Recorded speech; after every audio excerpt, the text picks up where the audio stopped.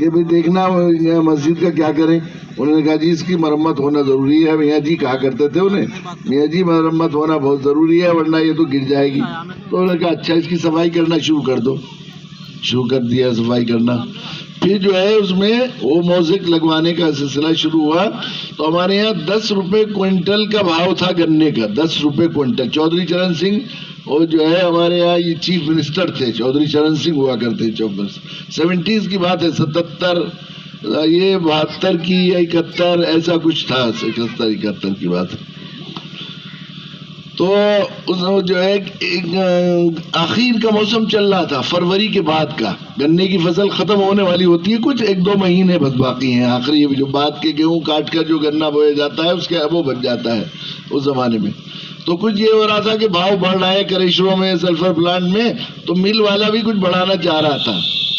تو ابا نے کہا چلے, والد صاحب چندے کو بالکل پسند نہیں کرتے تھے. وہ مجھ سے بھی کہا کرتے تھے بیٹے بس مانگنے کھانے کا کام اچھا نہیں. انہیں معلوم نہیں تھا اصل میں, اس وقت کسی نے بتایا نہیں ہوگا, ورنہ ہمارے حضرت والا حضرت علی میاں نور اللہ مرقدہ نے فرمایا کہ اللہ کے دین کے لیے چندہ کرنا یا اللہ کے بندوں کے لیے چندہ کرنا یہ اللہ کے نبی کی سنت ہے. جو اسے حقیر سمجھے یا برا سمجھے وہ سنت کی توہین کرتا ہے. مگر انہیں کسی نے نہیں بتایا, ذہن میں نہیں آیا ہوگا. تو کہتے تھے بیٹے مانگنے کھانے کا کام اچھا نہیں, خوب کماؤ, خوب لگاؤ, اپنا لگاؤ خوب. چنانچہ وہ مسجد میں مدرسے میں بالکل اپنے آپ ہی خرچ کرتے تھے, کسی سے چندہ وندہ لینا بھی اس زمانے میں پسند نہیں کرتے تھے. یہ حال تھا. تو انہوں نے کہا کہ اللہ کیوں مجھ سے بھیک منگوائیں, 10 روپے سے اوپر جو بھاؤ ہوگا وہ سارا میں آپ کے گھر میں لگاؤں گا. اور چونکہ بڑی کھیتی ہوتی تھی, نوکروں وغیرہ سے کرواتے ہیں, تو اتنا زیادہ بہت اچھی وہ بھی نہیں ہوتی تھی. تو 30 کوئنٹل فی بیگھا کے حساب سے اوسطاً ہمارے یہاں گنا نکلا کرتا تھا. تو اچانک 1 روپیہ بڑھا مل کا بڑھا, لیکن اس کے بعد پلانٹ, سرفل پلانٹ وغیرہ میں بہت زیادہ بڑھ گیا. ہمارے گھر کے باہر ایک کانٹا لگا ہوا تھا, گنے کو گولے اور پتی کے ساتھ 25 روپے کوئنٹل ہمارے گھر کے باہر سے لے گیا. ہمیں خوب یاد ہے کہ بوریوں میں نوٹ آیا کرتے تھے اور ہمارے گھر کی ٹانڈوں پر ڈال دیتے تھے وہ سلفر پلانٹ والے, پھر لیتے تھے. اور 30 روپے کوئنٹل 30 کوئنٹل فی بیگھا نکل رہا تھا. لیکن اچانک ایک بارش ہوئی اور اس میں پوگے پھوٹنے شروع ہو گئے. وہ پوگے بہت وزنی ہوتے ہیں جوانال کے ایک میں, اور وہ 50 کوئنٹل 55 کوئنٹل بیگھا, جس کا تصور بھی نہیں کیا تھا کہ ہمارے یہاں اتنا گنا نکل سکتا ہے. نیت کرتے ہی ایسا عجیب کہاں سے آ گیا وزن, ایسا لگتا تھا لوہے کے گنے ہیں. سب لوگ کہتے تھے اس سال تو لوہے کے گنے ہو گئے, لوہے کے, اتنا وزن ہوتا تھا اس میں. تو وہ اس سستے زمانے میں جو ہے تقریباً 37,000 روپے, 71-72 میں 37,000 روپے کی آپ اندازہ کیجئے کیا بیٹھیں گے آپ, تو بیٹھیں گے 70-80 لاکھ روپے کم سے کم. ایک پیسہ کسی سے چندہ نہیں کرنا پڑا, پورا مسجد کا کام اسی میں سے ہو گیا. اور اگلا سال آیا تو پھر 6 روپے کوئنٹل اور 5 روپے کوئنٹل گنا بکتا تھا. چودھری چرن سنگھ کے پاس لوگ گئے تو انہوں نے کہا کہ میرے سر پر اور بو دو گنا. بوگیاں اسی طرح چھوڑ کر اور ٹرالیے گنے کی راستے میں چلے آتے تھے لوگ. اور پوچھا بھائی کیا کہ کتے بھی نہیں کھا رہے گنا تو کون لے جائے گا, کون بھائی کھڑی تو کیا بات ہے, کون کرے گا, ایسا حال ہو گیا تھا. تو ہمارے والد صاحب نور اللہ مرقدہ یہ فرمایا کرتے تھے کہ یہ خیر کے مسجد میں خرچ کرنے کی نیت, کہ میری نیت تو میں نہیں کی تھی اکیلے نے, انہیں 100% اعتماد تھا کہ صرف میری نیت کی وجہ سے اللہ تعالیٰ نے بھاؤ نیارے مارے کے نیارے کرا دیے اور گنے بھی اتنے زیادہ ہونے لگے. سب کے ہوئے, سب کے پھوٹے تھے پوگے ہمارے تھوڑے تھے. تو کہتے میری اکیلے کی نیت کی برکت میں پورے علاقے کے کسان مالدار ہو گئے اور سب کے کچے مکان پکی کوٹیاں بن گئی. یہ دین کے خیر کے کاموں میں خرچ کی ایسی برکت ہے میرے بزرگوں. میرے بھائیوں, یہ ایک بہت بڑا آپ کے لیے سنہرا موقع ہے. مولانا عاقب صاحب اور ان کے ساتھیوں, ان لوگوں نے یہ پروگرام بنایا ہے کہ یہاں پر یہ مسجد اور مدرسے کی بنیاد رکھی جا رہی ہے. آپ حضرات بہت شوق کے ساتھ کیجیے اس میں. اور میں اس سلسلے میں ایک روزگار اسکیم بھی بتایا کرتا ہوں. میں بہت زمانے سے تجربہ ہو گیا مجھے. اصل میں ایک مسجد بن رہی تھی میرٹھ میں, ایک اور واقعہ سنا دوں, میں اپنی بات ختم کروں گا کہ وہ میرٹھ میں ایک مسجد کی, ہمارے ساتھی ہیں قاری داؤد صاحب, ایک مدرسہ چلاتے ہیں, بچیوں کا ادارہ چلاتے ہیں. انہوں نے ایک دو دفعہ مجھے بلایا، ایک دفعہ دوسری دفعہ تو قریب میں مسجد کی جگہ تھی، وہ چھپر پڑا ہوا ہے، وہیں نماز پڑھی، اس میں ٹین شیڈ پڑا ہوا تھا اور جگہ اسی میں نماز پڑھی ایک دفعہ، پھر دوسری دفعہ۔ میں نے کہا قاری صاحب شہر کی مسجد ہے اور شیڈ ہی پڑا ہوا ہے ابھی تک کہ بنتا ہی نہیں۔ میں نے کہا وقت طے کر دو اور میں روزگار اسکیم لے کر آؤں گا، اب آپ جو ہے اسے بنوائیں گے۔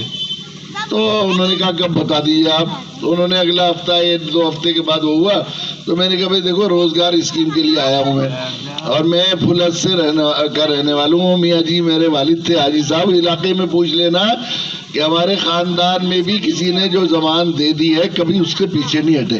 ہمارے والد صاحب نور اللہ مرقدہ نے اس زمانے میں بہت سے لوگ ان کی وقار کی وجہ سے، ان کے ساکھ کی وجہ سے ان کا نام لے کر کسی سے قرض لے لیا کرتے تھے۔ میاں جی نے کہا ہے 200 روپے دے دو، 100 روپے دے دو، 1000 روپے دے دو، وہ ملا کرتے تھے۔ فلاں سا آدمی آیا تھا، سیٹھ جی ہے وہ میاں جی، وہ آیا تھا، اس نے وہ کہا آیا تھا، اچھا آپ جانتے تھے ابا کہ وہ اس طرح کے آدمی کہ وہ کچھ پیسے بھی تو لایا ہوگا، کہ نہیں پیسے آ جائیں گے، پیسے تو گھر میں ہیں، کوئی بات نہیں، کہ نہیں بتا تو کتنے ہیں، وہ 200 یا 300 جو بھی وہ دے دیے۔ اور انہوں نے کہا کہ دیکھو اب آئندہ میرے پرچے کے بغیر مت دینا، اب کے تو دے دیے تھے اپنی ساکھ کو کرنے کے لیے ایسا۔ تو میں نے بتایا کہ اگر میرے طرف سے، ہماری طرف سے جو بات ہو گئی ہے، زبان بات دل دے دی گئی ہے، تو آپ وہاں جا کے پوچھئے ہمارے عزیزوں اور رشتہ داروں میں کسی کا ہوئے نہیں بتائے گا کہ پیسے لیے تھے یا وعدہ کیا تھا پورا نہیں کیا۔ تو میں نے کہا آج میں آپ کی روزگار اسکیم لے کر آیا ہوں، یہ مسجد جو بن رہی ہے اس میں جو ہے اپنی آمدنی میں اس میں حصے دار بنا لو۔ جس کو 50 روپے کی مزدوری ہے تو اس میں یہ بنا لے کہ 50 روپے ملیں گے تو 2 روپے اس میں دے دوں گا، میں یہ 5 روپے دے دوں گا، اتنے % دے دوں گا۔ اور اگر اپنا حساب رکھ لو اب پچھلا بھی اور اب آئندہ کا حساب رکھ لینا، اگر 10 گنا کم سے کم مزید آپ کو نہ ملے، اس میں جتنے آپ اس میں خرچ کرو گے اس کا 10 گنا نہ ملے منیمم، تو آپ مجھ سے وصول کر لینا، کسی عدالت میں میرے خلاف مقدمہ کر دیجئے، یا کہیں اب میں نہیں ہوں گا تو میں نے بچوں سے کہہ رکھا ہے، اس طرح کا کوئی اگر ڈیمانڈ کرے گا میرے بعد بھی تو کسی بھی طرح ہماری زمینیں بیچ کر کسی بھی طرح وہ تمہیں ضرور جو ہے ادا کرنے۔ تو لوگوں نے کہا کہ اچھا ہم یہ کریں گے، نیت کی اگلی دفعہ۔ پھر میں جانا ہوا اگلے سال تو معلوم ہوا وہ مسجد بن کے تیار ہو گئی، وہ مدرسے میں کمروں کی ضرورت تھی تو میں نے پھر کہا بھائی دیکھو ایک روزگار اسکیم مسجد والی تھی، اب یہ مدرسے والے لے کے آیا ہوں۔ یہ بتاؤ اگر پچھلی اسکیم میں کسی کو نقصان ہوا ہو، جس نے پیسے لگائے ہو اس کو 10 گنا نہ ملا ہو تو وہ مجھے بتا دے۔ تو وہ قاری صاحب نے ہاتھ اٹھا لیا فوراً کہ مجھے کہنا ہے آج۔ تو میں سمجھا بھائی یہ دیکھو پہلے خود جو آدمی ہے مدعی ہے، جو امیری ہے اور امام بھی ہے، وہی اگر کہنے لگا مقدمہ تو بات ذرا مجھے ڈر سا لگا۔ انہوں نے کہا کہ حضرت مجھے 2000 روپے مہینہ تنخواہ ملتی تھی، 200 روپے مہینہ میں نے دینے شروع کیے مسجد میں۔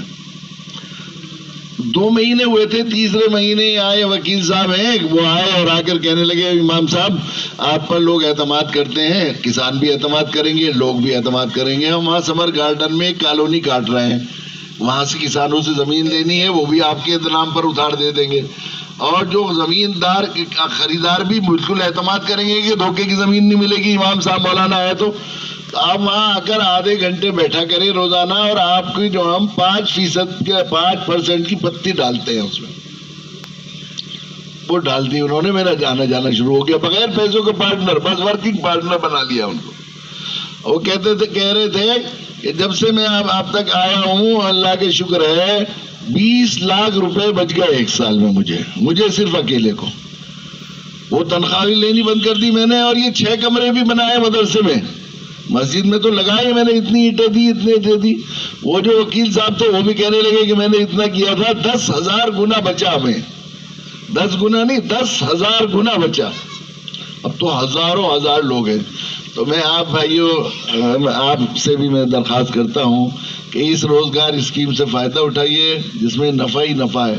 اگر آخرت کی نیت اور اللہ کی رضا کے لیے ہوگی تو پھر آخرت میں جو ملے گا وہ تو بہت بڑا حدیث میں آیا، جس جنت میں جو اللہ کا گھر بنائے گا مسجد، اسے جنت میں ایک محل ملے گا، جنت میں اور ادنا درجے کو جنت دی جائے گی، وہ اس دنیا سے 10 گنا بڑی جنت ہوگی، اس دنیا سے 10 گنا بڑی جنت، سب سے چھوٹا گھر ہوگا وہ، ایسی جنت ہے۔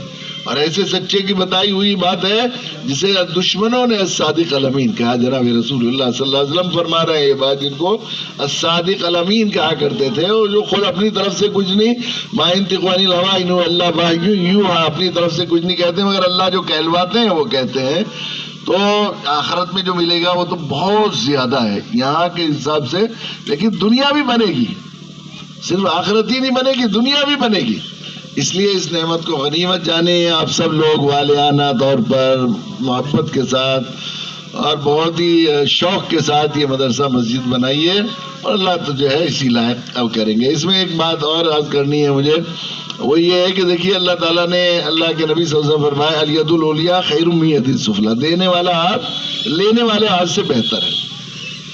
تو اللہ کے نبی فرما رہے ہیں آج میرا امتی دینے والا بنے، اور دینے والا بننے کے لیے ضروری نہیں کہ مالدار ہیں تو بنیں گے، یہ نہیں. اگر آپ یہ نیت کریں گے کہ ہم یہ مسجد اپنی خود بنوائیں اور اللہ ہمیں اس لائق بنائے کہ ہم بہت سے آس پاس کے گاؤں میں جہاں ضرورت پڑے مسجد مدرسہ بنانے کی ہم ہی بنا کر دیں انہیں، تو اللہ تعالیٰ ایسے ہی بنا دیں گے آپ کو. اگر آپ یہ چاہتے ہیں، یہ دل میں نیت کریں گے کہ کوئی باہر سے آ کر سیٹھ، کوئی چودھری، کوئی تاجر آ کر ہماری مسجد بنا دے اور ہمارا مدرسہ بھی بنا دے اور ہماری ضرورتیں پوری کرے، تو اللہ تعالیٰ اسی لائق کریں گے.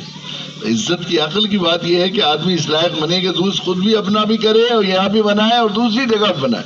اور بلا شبہ خیر الغنا غنى النفس، مالداری دل کی مالداری ہے میرے بزرگوں، یہ اللہ کے نبی نے فرمایا. جب آدمی دینے والا بننا چاہتا ہے نا، پھر اللہ تعالیٰ دینے والا اسے بنا دیتے ہیں. میں نے ارمغان ہمارے یہاں سے ماناوا نکلتا ہے، اس میں آخری صفحے میں ایک واقعہ لکھا ہے کہ مکہ معظمہ میں ایک رہا کرتے تھے، مستان نام تھا ان کا. وہ یہاں سے بغیر ویزا اور بغیر پاسپورٹ کے چلے گئے تھے مکہ معظمہ کشتیوں پر سوار ہو کر. دیوانے سے آدمی تھے، بالکل کالے، بہرائچ یو پی کے رہنے والے تھے. وہ وہاں پہنچ گئے مکہ معظمہ. اب پولیس والے کبھی پکڑتے تھے پاگل سمجھ کر چھوڑ دیتے تھے. وہ ایک حضرت مولانا عبداللہ عباس صاحب بہت بڑے عالم دین تھے، انہی کے گھر میں رہتے تھے. تو گھر میں نہ اے سی لگوایا تھا نہ پنکھا لگوایا تھا، اسی میں رہتے تھے. ایک کرتا تھا بس ان کے پاس رہتا تھا، اسے دھو لیا پھر دوسرا لے لیا، ایسا ہوتا تھا.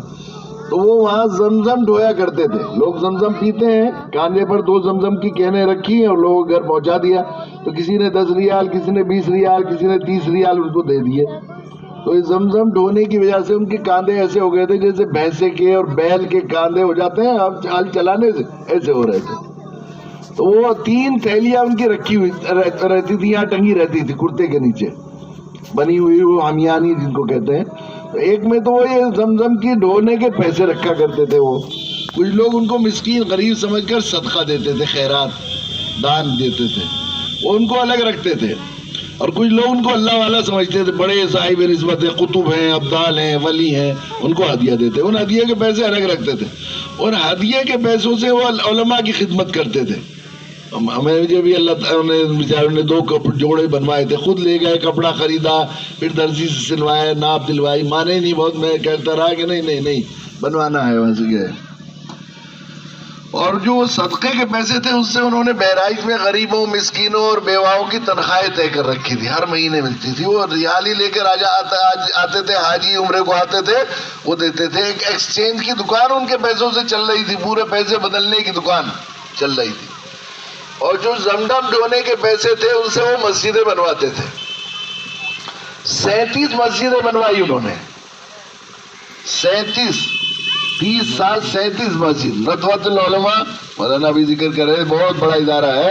سن 77 میں اس میں مسجد 2 گنا بڑی تھی. سن 77 میں 1 گنا تھی، 2 گنا اور بڑھائی گئی تھی. تو مولانا معین اللہ صاحب فرمایا کرتے تھے اکثر پیسے مستان صاحب کی کاندھے پر زمزم ڈھونے کی مزدوری کے پیسے تھے جو انہوں نے جمع کیے تھے. 100/70 کا ایک حال بنایا تھا انہوں نے آزاد نگر اندور میں. ایک مسجد بنائی تھی 100 فٹ بائی 70 فٹ کی، اتنی بڑی مسجد تھی. وہ بھی ساری انہوں نے بنائی. 37 مسجدیں بنائی انہوں نے. اگر آپ یہ کریں گے، مجھے یاد پڑتا ہے کہ آج مولانا ظہور الحسن صاحب ہمارے علاقے کے بڑے عالم دین ہیں. وہ یہاں پانی پت کے علاقے میں ایک جگہ مدرسے میں وہ رہتے تھے. ایک مدرسے میں وہ جو ایک مدرسے میں محتمم تھے. تو الہ آباد کے ایک حاجی صاحب تھے بڑے، انہوں نے مسجدیں اور دینی کاموں میں بڑا تعاون کیا کرتے تھے. انہیں بلا لیا انہوں نے جلسے میں، اور جلسے میں انہوں نے اعلان کیا کہ حاجی صاحب یہ کہہ رہے ہیں مدرسے کی مسجد حاجی صاحب بنوائیں گے. تو وہاں کے ایک چودھری صاحب تھے، حاجی صاحب بھی تھے، وہ چودھری صاحب بھی تھے، وہ کھڑے ہو گئے اور کہنے لگے بھائی پردیسی تو پردیسی ہو، یہ یو پی والے کبھی مارے نہیں ہو سکتے، یہ یو پی والے کبھی مارے نہیں ہو سکتے، یہ تو یو پی کے ہی رہیں گے۔ کیوں کہ بھائی ہم تو سوچ رہے تھے مولوی تو اتنے دنوں مارے آ رہے ہیں، اسی طرح بولتے تھے بیچارے ہریانی زبان میں، مارے آ اتنے دنوں سے آیا ہوا، تو مارا ہو گیا، لیکن تو مارا نہیں رہے گا، تو یو پی کا ہی رہے گا۔ یہ الہ آباد سے اتنی دور سے آیا، ہمارے یہاں کیوں مرانا بہ جاتی ہے؟ کیا پڑی اس کو اسی کیا لالچ ہے؟ اس کو لالچ ہے کہ جنت میں محل بنے گا، یہ بنے گا، کہنے لگا ہمیں نہیں لالچ جی، تو ہم سے کہتا مسجد بنواؤ، تم اپنی مسجد بنانے کی ہے، اگر ہمارا ہوتا تو ہم سے بنواتا، تو اسے ہی سارا ثواب دلوانا چاہے اور اسی کو دنیا اور آخرت کی ترقی کو دینا چاہے، تو یو پی کا ہی ہوا نا۔ یقین یہی بات ہے، صحیح ہے، ہوش مند لوگ اللہ تعالیٰ سمجھ عطا فرماتے ہیں۔ تو بہت مبارک موقع ہے یہ آپ کے لیے، کہ ہم سبھی کے لیے، کہ اللہ تعالیٰ نے ہمیں یہ توفیق بخشی ہے کہ ہم یہاں پر ایک مسجد مدرسے کی بنیاد رکھ رہے ہیں۔ اللہ تعالیٰ ہمیں توفیق دے اور ہم خوب ہوش میں آ کر اس کو بوجھ سمجھ کر نہیں بلکہ شوق سمجھ کر اس مسجد میں زیادہ سے زیادہ وقت جو ہے اپنی جان مال اور وقت ہر طرح سے اس میں قربانی دیں، بہت شوق کے ساتھ۔ اللہ تعالیٰ جو ہے اور فرشتوں کو بھی رشک آئے کہ یہ بندے اللہ سے، اللہ کے دین سے، اللہ کے گھر سے، اللہ کے نبی کے گھر سے کیسی محبت رکھتے ہیں۔ اللہ تعالیٰ توفیق دے کہ خوب بڑھ چڑھ کے حصہ لے اور یہ مدرسہ اور یہ مسجد آپ کی دنیا بننے کا بھی ذریعہ بنے اور آخرت بننے کا ذریعہ بنے۔ وآخر دعوانا الحمدللہ رب العالمین۔ اب آخر میں ہم چاہتے ہیں کہ